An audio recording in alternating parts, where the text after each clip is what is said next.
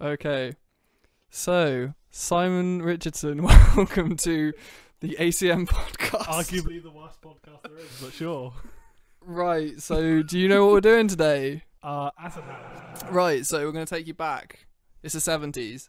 Disco's huge. So then this club opens up in Chicago called the Warehouse Club, and it was run by Frankie Knuckles. And what he first started doing was mixing disco with his, like, they called them Euro beats, but it's kind of like the underground EDM scene that was springing out of, like, Berlin. Okay. But yeah, that was house. That was how house started. And the Germans kind of gave it over to the French, and the French kind of brought their own new wave kind of form of it. It's really cool, really sexy. It's a really sexy sound. It's slightly different, and it's kind of, that's where it kind of, the house we know today kind of came from. Yeah. But like somewhere down the line, it ended up in Ibiza. Right. Okay. It's a bit of a jump. Yeah, it is a bit of a jump. quite a few miles, air miles there. It's not next door, but yeah, no, okay. So got to Ibiza and then got to Ibiza, and so is Ibiza how the sound we've got now then, or has it kind of? Yeah, exactly. Okay. If you were to think about acid house in like from like 88 to about 91, which is really about like the kind of golden era. So like these London soul boys, like who used to, you know, it's the same today. Like you go to Magaluf, you go have a party there. They do the same thing. They went over there and they realized, holy fuck, what is this music? It's upbeat. It's got this like such a catchy rhythm to it. And you mentioned before we started, like it's more focused on melody rather than like what we know today, traditional like house bass kind of and kick. It's definitely a case of from the very limited like what I've heard, it's a case of it's more melody. Yeah, fully. But no, it's quite intricate, and you like you said, there's things like a lot of polyrhythms going on as well, which is really interesting. It's one of those genres where if you listen to a song once, the second time you listen to it, you're gonna hear something else. There's quite a lot of depth to it, which is like we were talking about punk before, and you said like, oh, you know, it's not too intricate in comparison. Acid house. Where did the name come from? Where did it come You tell from? me. Do you remember? I told you earlier. You told me. It wasn't it a Roland drum kit, and someone was kind of faffing around on it, being like, "Oh, well, this sounds nice," and then like the preset was acid. Yeah, it was just called like, I think it was called like Acid, and so then they made a track with the Roland 303 called Acid Tracks with an X. Ooh. And there was edgy. But the name, like Acid House, because you obviously had house before that. Yeah. The name Acid House came from, apparently there was the Warehouse Club, which we talked about earlier in 1977, that eventually became the Club Music Box, and that's still around to this day. Okay. Yeah, it's still in Chicago, but I think it's, you know, it's nowhere near what it would be. It's completely different. Apparently there are rumours that in the water supply they used to put acid in. That's terrible. You know. Right. We're jumping back. We're gonna go back to about 1986 because around this time, that was when the first people started coming back to England, bringing back this sort of sound that they found from Ibiza.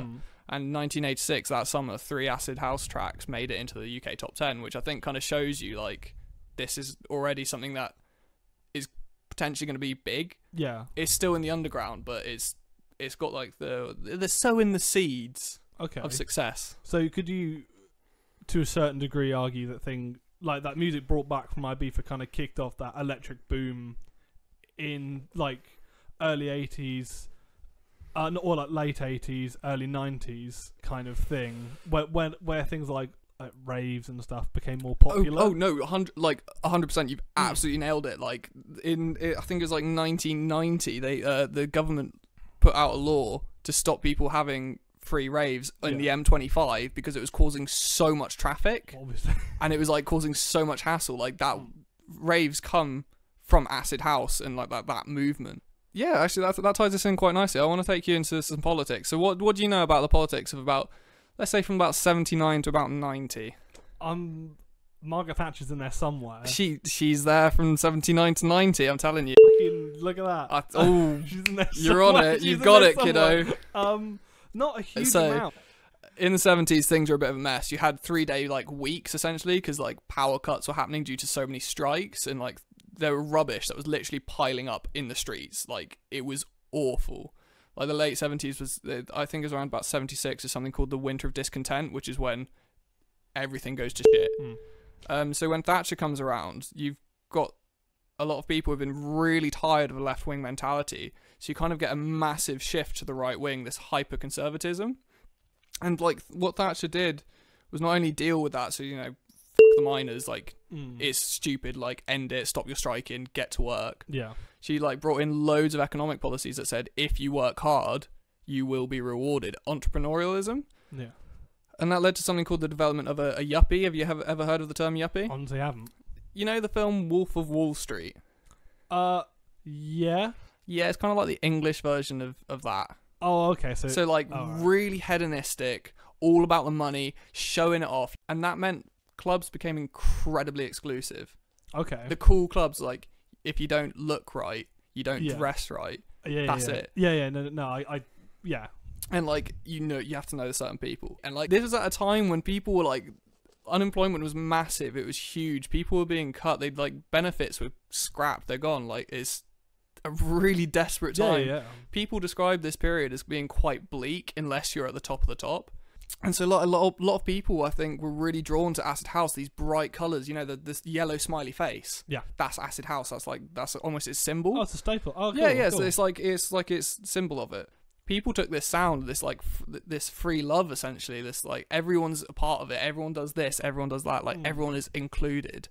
They went. We don't need these clubs. Like my mate Dave, he's got some speakers. I've got some mixing decks. You've made a track this week. Let's just community thing. Yeah, it's a whole community.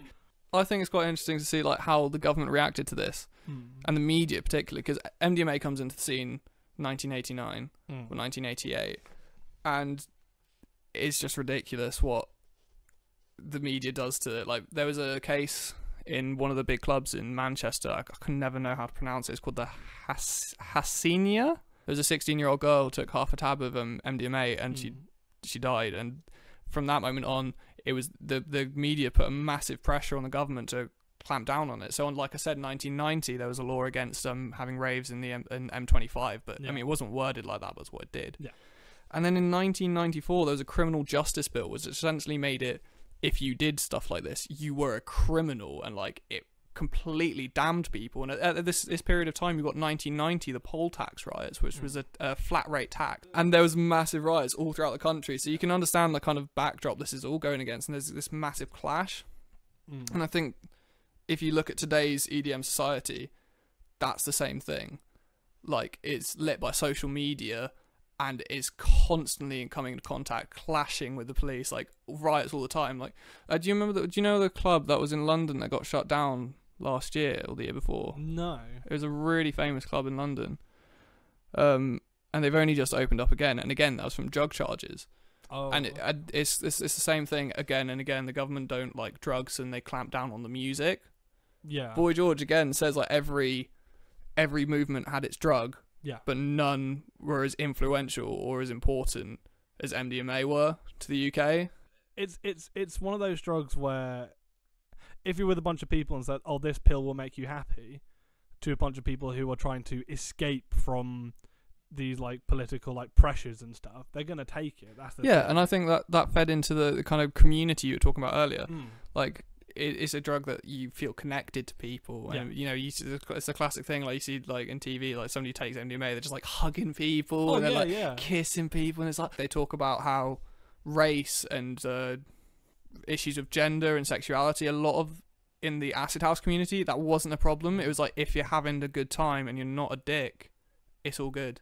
Like that's for that time, you could argue that was quite a good thing, because like 80s and 90s were when we were starting to get like a lot more like immigrant kind of thing, and like that because of like this whole crisis going on, people who were of any kind of foreign descent, English people, were blaming for taking their jobs. You took our jobs. You know, you could argue that. So things like that could bring, like you said, bring communities together and kind of thing.